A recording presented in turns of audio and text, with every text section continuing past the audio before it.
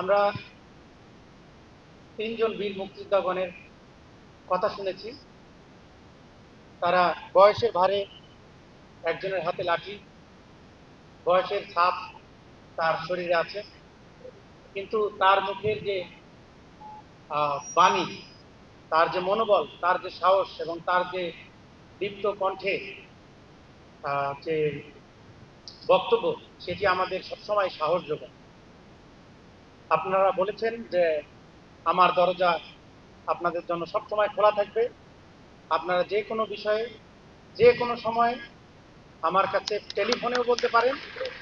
যে কোনো অভাব, অভিযোগ, চাওয়া পাওয়া, সবাই সকল বিষয়ে যে কোনো সময় আমার সাথে যোগাযোগ করতে পারেন।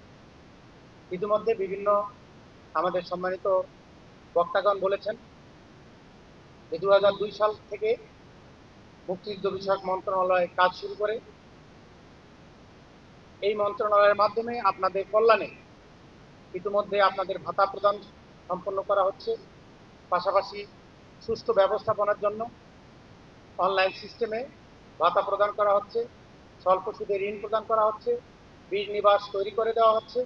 এছাড়াও যদি আপনাদের আরো সেবা করার আপনাদের মনে হয় যে এই বিষয়ে আপনাদের আরো আমরা কাজ করতে পারি, আপনাদের দাবি দেওয়া আমার কাছে বলবেন। আমি সরকারের সংশ্লিষ্ট মন্ত্রণালয় এবং বিভাগে আমি যোগাযোগ করে আপনাদের এটা আদায় করার ব্যবস্থা করব। আমি কৃতজ্ঞতার সাথে স্মরণ করি আমাদের এখানে যে সম্মানিত পুলিশ সুপার মহোদয়, উনি বিস্তারিতভাবে 26শে মার্চের ঘটনাক্রম তুলে ধরেছেন। আমাদের সম্মানিত ডিআইজি মহোদয় এই আপনাদের যে আত্মত্যাগ, এটি আমাদের আধ্যাত্মিক ভাবে মনে রাখার জন্য উনি সুন্দরভাবে কোরআন এবং হাদিসের আলোকে ওনার ব্যাখ্যা প্রদান করেছেন। আমার মনে হয় এটি আপনারা অনুধাবন করতে পেরেছেন। আমাদের বিশেষ অতিথির বক্তব্যে নবনিযুক্ত প্রশাসক মহোদয় বিভিন্ন ঘটনাক্রম 26শে মার্চ কেন আসলো, যে আসলে একটি বৈষম্যহীন বাংলাদেশ গড়ার জন্যই কিন্তু স্বাধীনতা যুদ্ধ, মুক্তিযুদ্ধ শুরু হয়েছিল।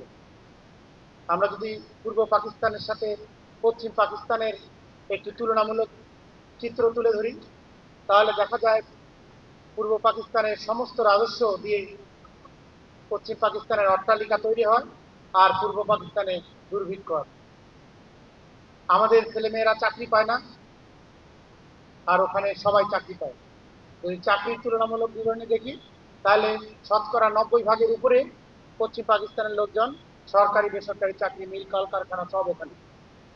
এই বৈষম্যের কারণেই কিন্তু আমাদের ক্ষোভ দানা বাঁধে এবং পরবর্তীতে যার ফলশ্রুতিতে এই মুক্তিযুদ্ধ সংগঠিত হয়।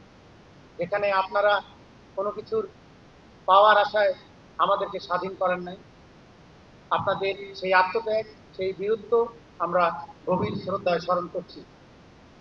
আমরা শ্রদ্ধায় স্মরণ করছি শহীদদের, বীর মুক্তিযোদ্ধাগণের, বীরাঙ্গনা সহ সকল মুক্তিকামী জনগণকে, যাদের ত্যাগের বিনিময়ে আমরা পেয়েছি এই স্বাধীন এবং সার্বভৌম বাংলাদেশ এবং লাল সবুজের পতাকা।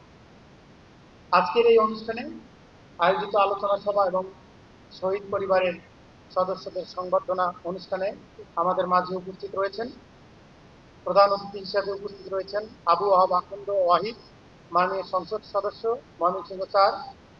উপস্থিত রয়েছেন মান্যবর বিভাগীয় কমিশনার, নবনিযুক্ত প্রশাসক ময়মনসিংহ সিটি কর্পোরেশন, উপ মহাপুলিশ পরিদর্শক, পুলিশ সুপার, মহানগর, জেলা এবং উপজেলার বিভিন্ন পর্যায়ের বীর মুক্তিযোদ্ধাগণ সহ জুলাই যোদ্ধা এবং শহীদ পরিবারের সদস্যগণ, সরকারি বেসরকারি দপ্তরের সম্মানিত কর্মকর্তাবৃন্দ এবং প্রিয় ময়মনসিংহবাসী। আজকে 26শে মার্চ আমাদের জাতীয় ইতিহাসে এক গৌরবোজ্জ্বল এবং তাৎপর্যপূর্ণ দিন। 1971 সালের এই দিনে বাঙালি জাতি স্বাধীনতা অর্জনের প্রত্যয় দৃপ্ত শপথ গ্রহণ করে এবং একটি দীর্ঘ সংগ্রামের মাধ্যমে প্রতিষ্ঠিত হয় আমাদের এই প্রিয় স্বাধীন সার্বভৌম বাংলাদেশ।